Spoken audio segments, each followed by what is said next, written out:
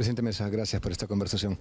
Yo escuchaba en el plenario inicial esta mañana su exposición en la cual nos retrocede al 2003, a las horas de interminable angustia en la que la presidencia recae sobre usted. Y creo que es importante para ayudarnos a entender qué es lo que ha pasado, un poco los contextos de los últimos 20 años en Bolivia. Pero no me quiero quedar atrás. Hablemos de ahora hacia adelante, de sus visiones y de sus postulados. Quiero empezar preguntándole sobre erradicar la ideología. Usted ha hablado claramente en más de una ocasión de acabar con la ideologización. Dos preguntas, presidente. ¿A qué se refiere exactamente con esto? Y yo me pregunto si es posible en un país con 17 años con el movimiento hacia el socialismo de Evo Morales. ¿Es posible lograr eso? Primero, el concepto de desideologizar no quiere decir vaciar tu cerebro de ideas, que a veces las posiciones radicales te dicen, tú nos quieres prohibir pensar o tener ideas o construir propuestas. Para nada. Quiere decir que la construcción de las ideas no puede ser ni sectaria, ni dogmática, ni religiosa. Quiere decir que podemos construir un espacio democrático que no se puede construir cuando tú defines un discurso de odio y un discurso de confrontación. Que eso es probablemente lo más dramático de los países como Bolivia, que tienen una autocracia en vigencia. Y por tanto, el despojar de ideología se puede en el MAS. El MAS está ya despojado de ideología. El MAS tiene una sola ideología hoy, que es el poder por el poder mismo. Los cambios que se hicieron en el 2006 al 2009, 2010, 2011, algunos de ellos positivos, otros debatibles, se agotaron. Se agotó el discurso, se agotó el contenido, y lo que se tiene ahora es esa lucha incesante por el poder en el planteo de amigo-enemigo, hegemonía contra hegemonía. Pero lo que no se ha agotado, presidente, es casi 2 décadas de acostumbrar a un sector enorme de la población al asistencialismo. ¿Es posible devolverle la esperanza a esa gente, construir alejado de ideologías, como usted dice? Definitivamente sí.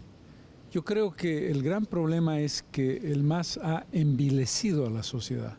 El MAS ha cooptado a los movimientos sociales que se originaron como parte de la visión antipolítica tradicional y que fueron formando parte de ese proceso de transición, cooptado, comprado, transformado de manera envilecida en una realidad que es: ¿qué me das, qué te doy? ¿Qué pedazo del Estado me cedes? ¿Qué pedazo del Estado te doy? ¿Qué me das tú a cambio con tu respaldo y con tu militancia? El concepto del asistencialismo, diría yo, que no es lo más destacable. Hay un conjunto de bonos que no representan un cambio de transformación total de la realidad de quienes son beneficiarios de ellos, pero yo creo que lo fundamental es el envilecimiento de la relación entre la base de la sociedad y el poder. Lo mismo pasa en el Perú, desde luego, ver la política como un negocio, como un cálculo desmedido. En su última exposición en este fuero aledaño sobre democracia, me llamó la atención una cosa. Evidentemente hay que reconvencer a la gente de que es el mejor vehículo que tenemos hasta la fecha. Hay muchos lugares, estoy seguro que eso pasa en Bolivia, pasa en Perú, donde no hay cultura democrática. La gente no está profundamente convencida de que es mejor ser democrático a tener un gobierno autoritario. Y me llamó la atención algo que usted dijo, resaltó el género y la igualdad de género. ¿Dónde considera que no existe igualdad de género? Es una construcción progresiva.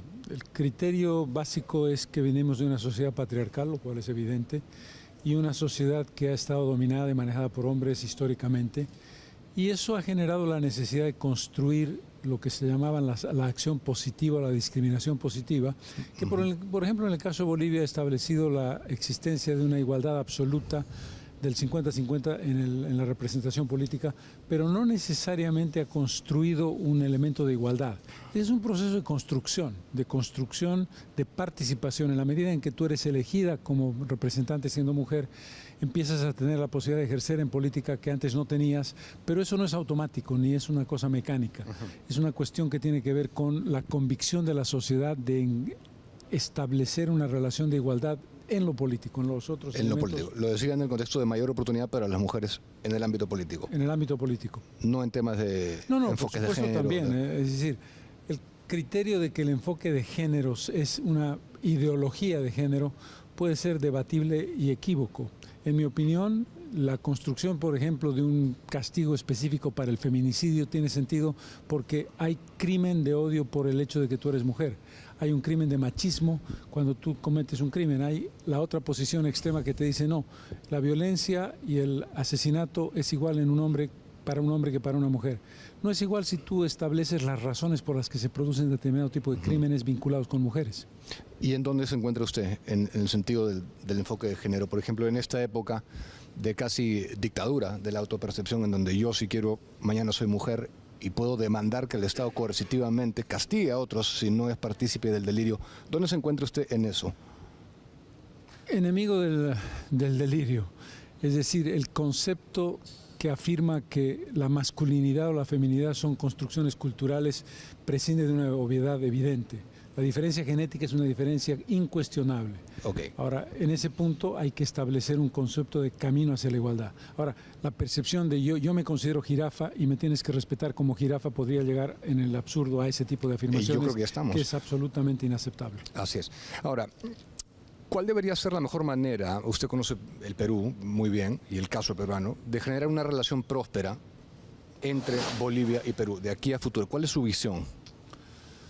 Estamos en un momento muy crítico porque tiene que ver con la radicalización de posiciones y sobre todo el esfuerzo del movimiento al socialismo liderado por Evo Morales de generar un liderazgo continental en el mundo indígena, y lo más próximo es por supuesto el sur del Perú, la identidad con lo aymara y la identidad con lo indio como concepto de construcción de una sociedad alternativa en la cual yo no comparto.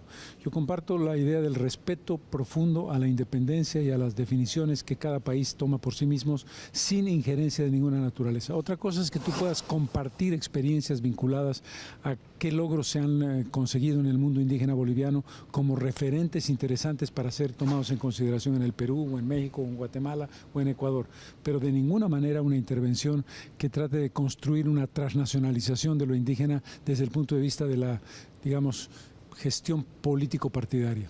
Es importante lo que usted señala del MAS, presidente, porque por muy inverosímil que suene, hay muchos partidos, hay muchos líderes políticos en el Perú que hasta hoy señalan a Evo Morales y al MAS como un caso de éxito que el Perú debería seguir. ¿Qué les dice a las personas que son influidas por ellos? Que no es un caso de éxito, que Morales pudo y no quiso ser Mandela, que a Morales no le dio el espacio ni político ni intelectual, no desde el punto de vista personal, sino de la construcción partidaria, para definir el fin de una página histórica. Morales debió definir el final de la página histórica abierta por la Revolución de 1952, que construía el camino a la igualdad y el fin de la discriminación. Y lo que Morales construyó fue un discurso de odio y de exclusión. Morales dijo: nos oprimieron 500 años, ahora nos toca a nosotros 500 años.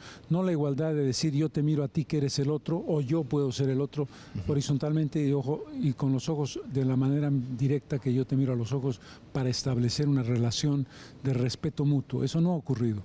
Lo que ha ocurrido es una profundización de la polarización étnica, una profundización de la polarización regional y además un falso milagro económico basado en una bonanza que se ha acabado.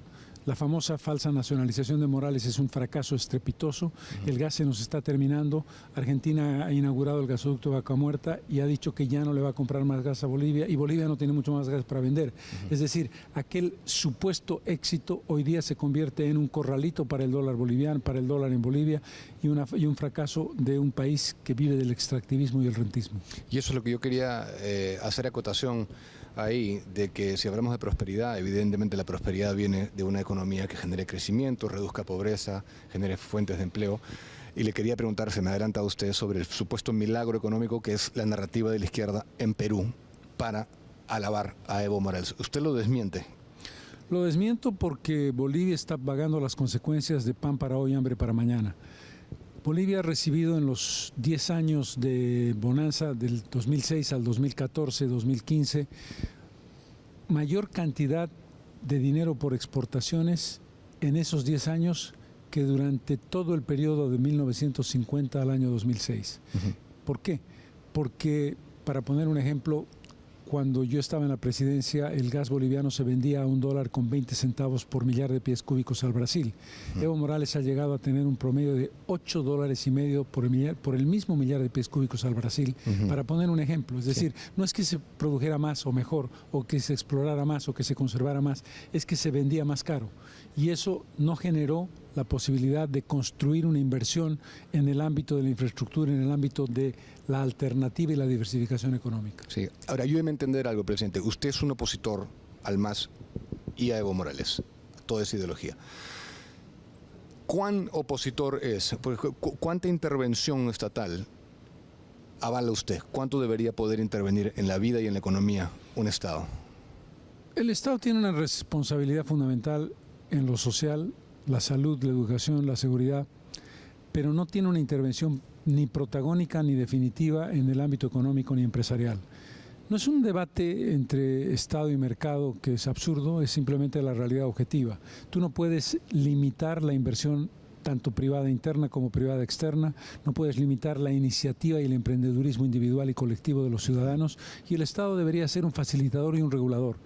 Si hay realidades, en el caso boliviano hay algunas empresas, la Empresa Nacional de Telecomunicaciones, no la vamos a privatizar 3 veces, pero hay competencia, y lo importante es que el Estado no se haga de ningún tipo de inversión ni de iniciativa que tenga nuevos emprendimientos que no le corresponden. Sí, y para terminar, presidente, según muchos expertos, la ausencia de un partido propio fue lo que aceleró su renuncia, su dimisión al cargo. ¿Va a postular en el 2025 y de ser así, está construyendo un partido propio? De hecho, tenemos una organización propia que se llama Comunidad Ciudadana, que es una alianza política que se firmó el año 2019 y que sigue vigente y que probablemente se va a renovar para el 2025. Pero como soy parte de una alianza política, la presido en este momento, soy respetuoso de las decisiones que esa alianza tome. Puede ser que yo sea un candidato interesante dentro de 2 años o dentro de 1 año y medio, pero no puedo adelantar algo por mi propia decisión porque formo parte de la decisión colectiva de esa alianza que escogerá su candidatura. De ser así, de participar, ¿el pueblo boliviano puede confiar en los órganos que componen el sistema electoral boliviano? Es complicada la respuesta. Tuvo un Tribunal Supremo Electoral elegido unánimemente el año 2020 para la elección que se produjo el 2020 que llevó a la presidencia a Héctor Arce, pero hoy la mayor parte de sus miembros han renunciado, hay que hacer una renovación del padrón electoral y la mayor parte de los suplentes que están hoy como titulares son bastante proclives al movimiento al socialismo. Yo tengo dudas sobre eso y ese es un tema muy delicado. 2 temas delicados. Un sistema judicial cooptado, vergonzoso, corrupto, un ministerio público cooptado, vergonzoso y corrupto y un Tribunal Supremo Electoral muy en duda. Bien, estaremos atentos. Gracias, presidente. Gracias.